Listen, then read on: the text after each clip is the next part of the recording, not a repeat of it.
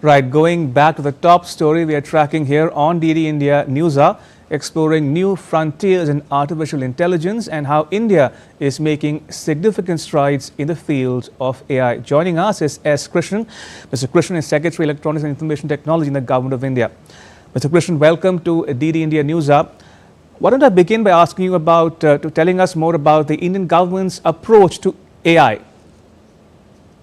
The Government of India accords the highest importance to keeping abreast with the latest technological developments, and AI is clearly one of those. So in March of 2024, the India AI mission was approved at a total cost of 10,372 crore with 7 major pillars. The first major pillar is basically to ensure that Indian startups, Indian industry, Indian academics, Indian researchers have adequate access to AI compute facility within the country. And about 4,500 crores is intended to be spent on that particular objective. And the first bids have already been put out and they are currently under evaluation. We've received the bids. The second major pillar relates to newer AI applications that need to be created for India's own use, and we've identified about at least 25 different areas where such applications can be created and used for what the country requires. The third major pillar that we are concerned with is creating a foundational model for India, which is based on Indian data and which hopefully will not carry the kind of biases and prejudices that we sometimes find with other models which are created elsewhere in the world. The fourth major pillar basically relates to supporting creating of a data platform where data can be created, data can be cleaned up and made available for training for AI applications. So that is the fourth major pillar. The fifth major pillar relates to AI startups. The sixth pillar relates to more skilling in the AI space, because that is a very critical area, and India with its low median age is ideally suited with a large number of STEM graduates to adapt to AI. The Stanford AI Index actually finds that India is probably the most ready in terms of human resources. And the last major pillar relates to the safety and responsible AI segment, which will ensure that the risks of AI are covered. Mr. Krishnan, what you said just now gives me a perfect segue to my next question to you. That is the aspect of regulation. What can you tell us about regulations globally and nationally? You see, different countries have taken different approaches to how to regulate AI. In the European Union, there has been an effort to actually legislate on this subject, pass an act. Likewise, China has also passed an act to 3 acts, in fact, to regulate AI. In the United States, there's been an executive order. Likewise, the UK has also taken the approach of having executive orders to attempt to regulate AI. In India, we are approaching it much more carefully.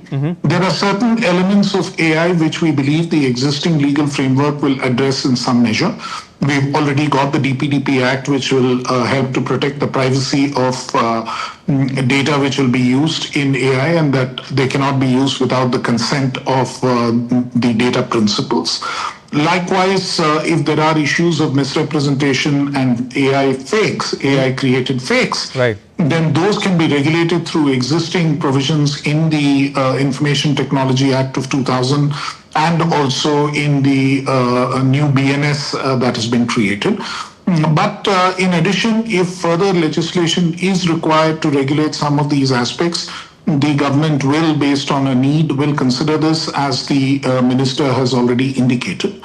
Then we also have executive instructions and advisories that we've issued within the framework of the IT Act to take care of some of the issues which arise in AI, including labeling and declaring that AI, an image or particular content has been created based on AI and is synthetically generated and not real content. So a number of parts of what is needed as a regulatory mechanism. Some elements of it are already available, Okay. but the government is continuously assessing the situation, and if there is a need to actually legislate on this issue or to bring in fresh regulation, the government will be prepared to do so. Mr. Krishnan, having listened to all that you had to tell us in the last few minutes, I have another frequently asked question for you. Do benefits far outweigh the risks associated with AI technology? See, I think with all technologies are double-edged. They have certain benefits and they have certain costs. Right. And how we actually use the technology to enhance the benefits while minimizing the costs essentially is where technology policy really lies, and essentially where government and responsible users need to step in. So I think you can't blame the technology for it. Right. It's the way that we end up using it and the way that government also regulates the use of it, which will determine whether it ends up in the balance being positive or not. Also, Mr. Krishnan, will AI impact jobs?